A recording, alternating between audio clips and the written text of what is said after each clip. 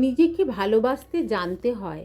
সংসারে সকলের কথা সারা জীবন ভাবলাম, নিজের ভালো লাগা মন্দ লাগাকে পাত্তাই দিলাম না। এরই নাম হয়তো মায়া। সংসার বড্ড মায়াময়। কেউ একজন ঘরে না থাকলে কিছুই ভাল লাগে না। নিজে কি খাবো ভাবতে ভাবতে একটা লম্বা লিস্ট হয়ে গেল, কিন্তু বানালাম না কিছুই।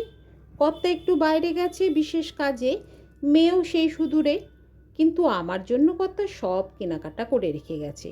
ভাবলাম ঘরে পমফ্রেট মাছ আছে, সেটা ফ্রাই বানাবো মশলা মাখিয়ে ঝাল ঝাল করে, কিন্তু হলো কই। মশলাও তৈরি করলাম, মাছও আছে, ভাবলাম খাওয়ার সময় ভাজবো। বাদ সাধলো ইচ্ছে, আবার নিজের জন্য এত কিছু। বসিয়ে দিলাম কড়াই, তেলে মশলা কষিয়ে মাছ ভেজে পমফ্রেট ঝাল বানালাম, আর সিদ্ধ ভাত। একা একা খাচ্ছি আর কত কী ভাবছি, তাই তোমাদের সঙ্গে শেয়ার করি।